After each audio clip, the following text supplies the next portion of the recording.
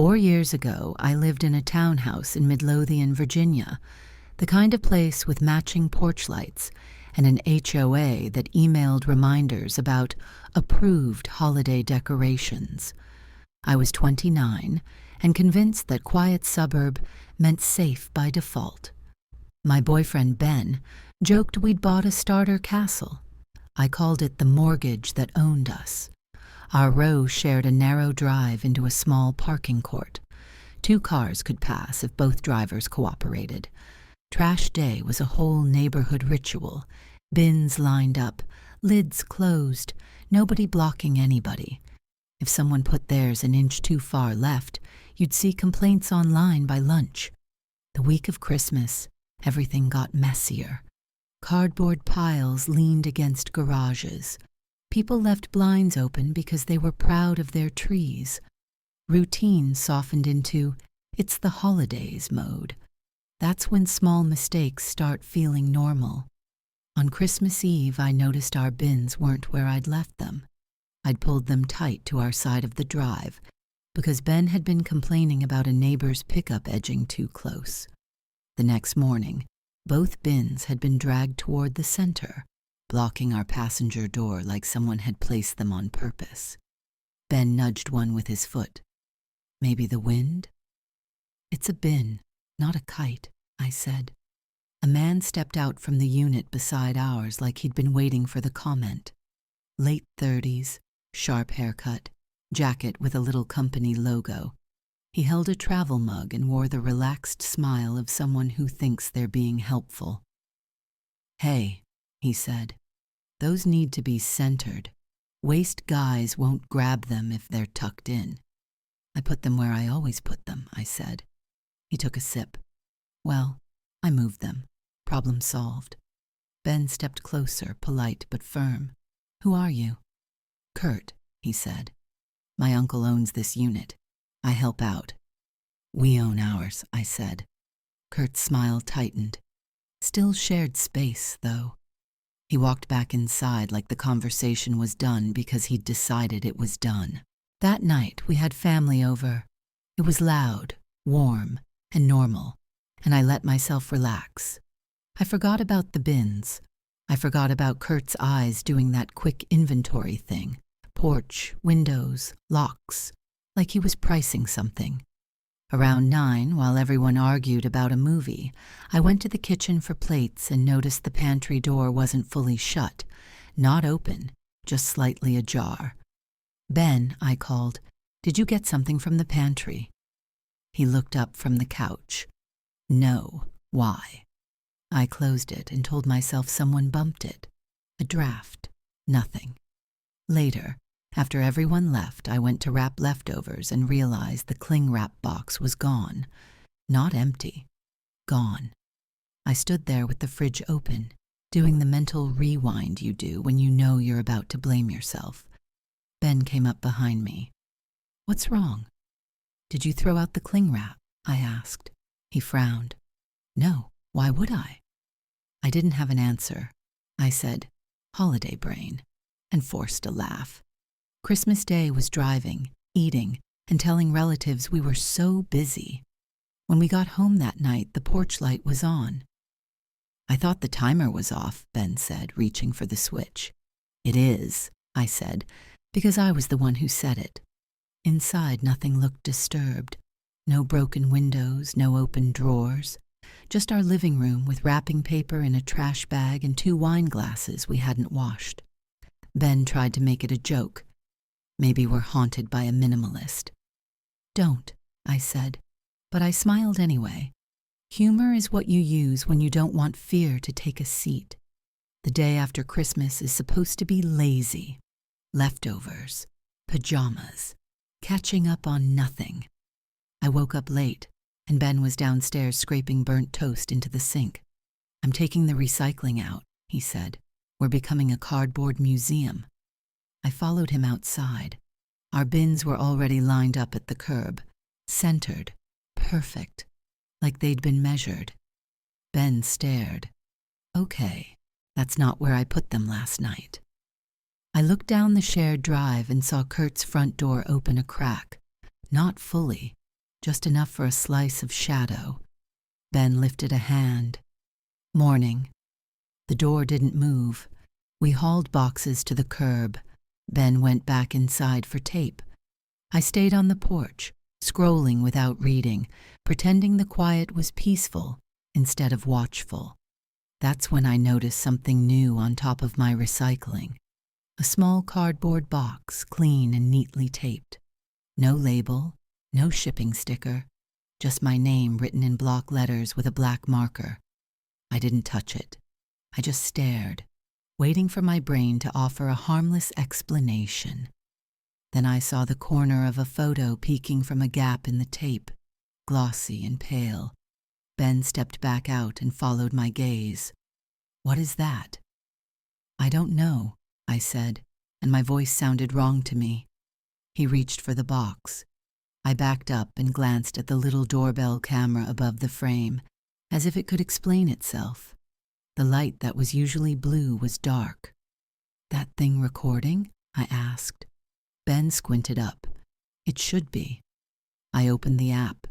The last clip was from 2:11 a.m. Our porch, empty, then a brief blur as someone passed close enough to fog the lens. After that, nothing. No motion alerts. No camera offline warning. Just blank. That's weird, Ben said, and his joking tone didn't survive the sentence. From somewhere above us came a soft thump, like a shoe heel on plywood. Then silence. I hadn't been up there in weeks. Wait, I snapped. Don't, not yet. Ben froze, hand hovering. Why?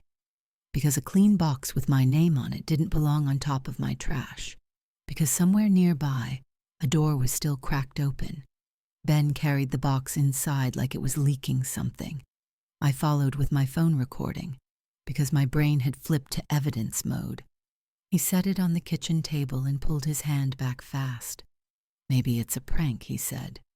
From who? I asked. We don't have prank friends. I cut the tape.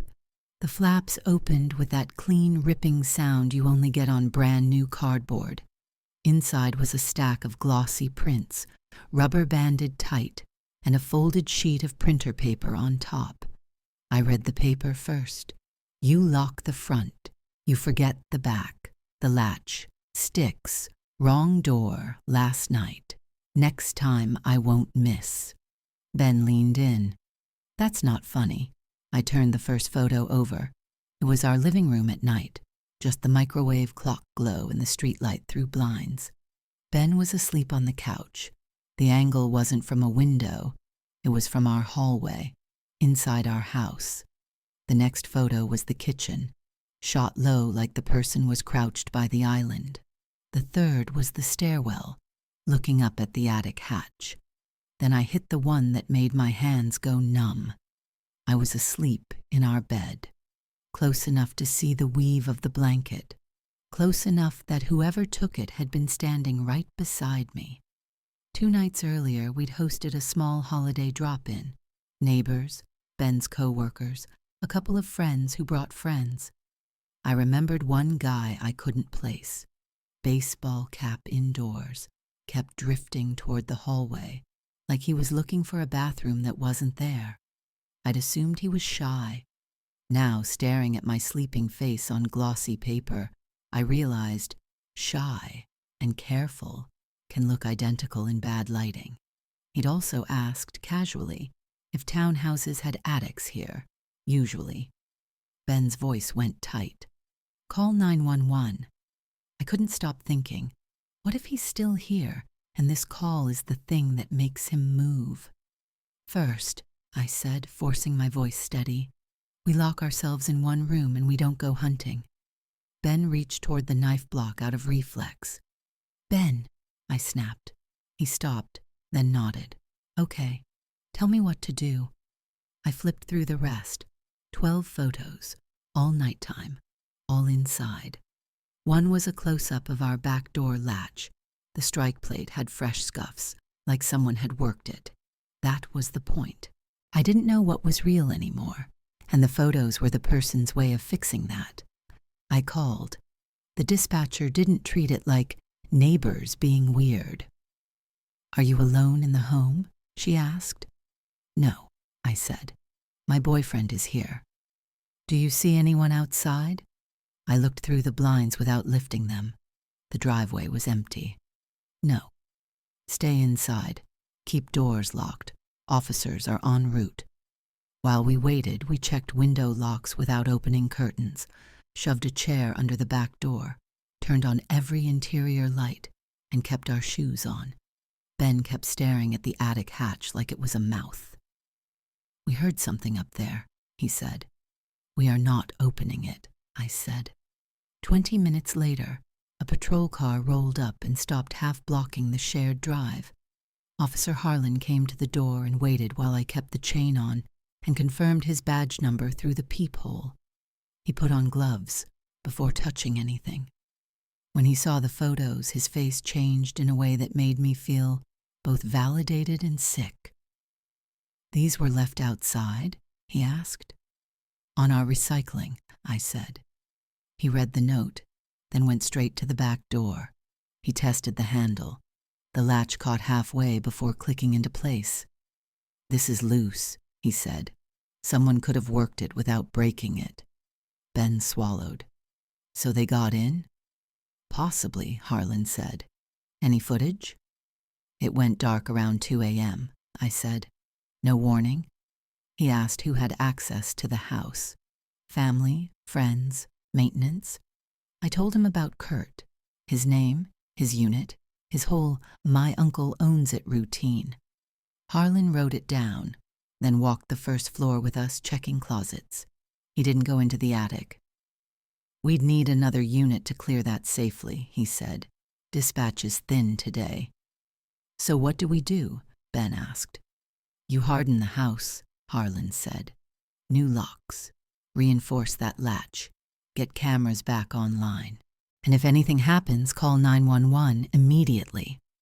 He took the photos and note in an evidence bag and said he'd enter a report. It landed like a door closing. After he left, Ben went to the hardware store. I stayed because leaving the house empty felt like rewarding whoever did this. I texted Marisol next door, and she came out onto her porch with her phone in hand. "You okay?" she called. "Not really," I said. She just watched the driveway like she'd decided she was on shift. That's when Kurt came out.